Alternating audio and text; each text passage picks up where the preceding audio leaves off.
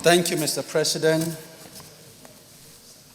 for this opportunity to make comments on this very important report. I remain Senator I.D. Gyang, representing Plateau North in the Senate of the Federal Republic of Nigeria. Mr. President, distinguished colleagues, I want to commend this committee for this very important report, and to note that they tackled this assignment very dispassionately, with every sense of sincerity and responsibility, with far-reaching recommendations which, if implemented, will go a long way to address the current security challenges of the nation. Mr. President, the primacy and criticality of security to the survival of this nation cannot be overemphasized. And the potency and severity of existing security threats to the nation have been addressed by this report. And it is in furtherance, Mr. President, of the resolve of the Senate to prioritize security in its agenda of the 9th Senate. The report is a practical demonstration of the quest of the Senate to ensure that what we are facing as a country in terms of security challenges is addressed promptly and competently. Mr. President, my comments on this report will be to support the establishment of the National Defense Fund that will facilitate the equipping, training, and optimizing of operational capacity of the armed forces. Secondly, I support very strongly, Mr. President, the combined special operations that will identify, destroy camps, hideouts, and stronghold of bandits, kidnappers, and insurgents across the country.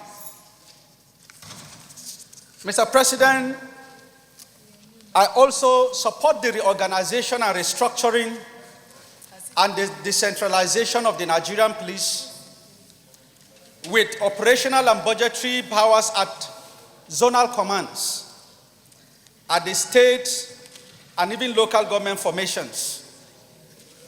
I would want, however, to refer us to page 58 on the zonal command structure that has been recommended by the committee.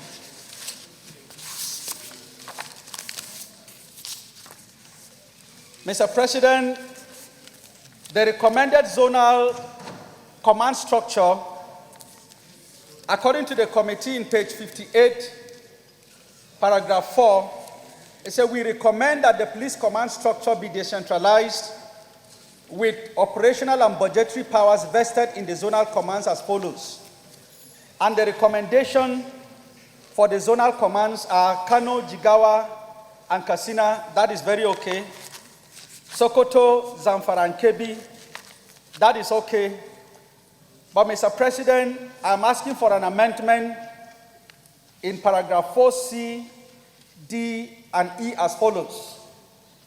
Instead of having Kaduna, Niger, and FCT, I'm suggesting that Kaduna and FCT be left as a zone, while Niger should join Kwara, Kogi, and Niger to make up a zone, so that Nasarawa will come to join Benue, Plateau, and Nasarawa to be one zone. Because if you take Nasarawa out of Benue and Plateau, the contiguity is broken. So I'm suggesting, therefore, that instead of combining Nasarawa with Kwara and Kogi, you combine Kwara, Kogi, and Niger. Then Benue, Plateau, and Nasarawa will be one zone. Then you can now take Taraba, Adama, and Gombe to constitute another zone to make it, instead of ending at L, it will go to M. So that has to do with my recommendation, an amendment on the proposed zonal command structure of the Nigerian police. Mr. President, I also support very strongly the review of the revenue allocation formula so that the federal government will have 45%, the states with 30%, and local governments with 25%. This will empower states and local governments to fund security. Mr. President, to end up my remarks, I want to refer us to page 71 of the report. Page 71 of the report.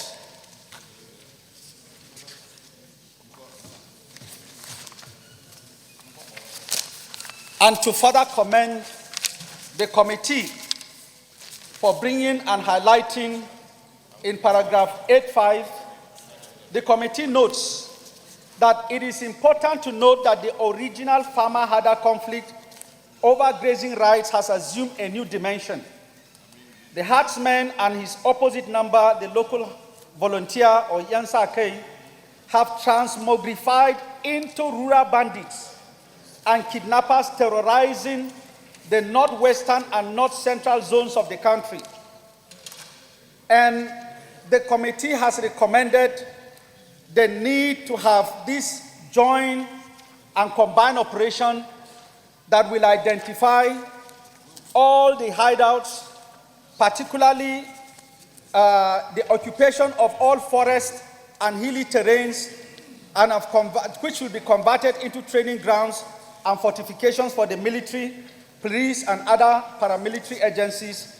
This recommendation is very important, Mr. President, because it will help to give and embed security in communities that are facing these assaults and attacks by these bandits across the northwest and the north central states. On this note, I want to really commend this committee once again for this very dispassionate, very patriotic. Distinguished, please round up.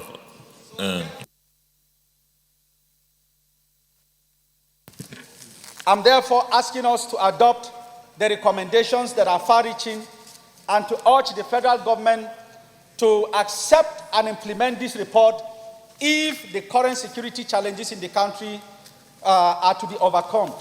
Thank you, Mr. President and distinguished colleagues.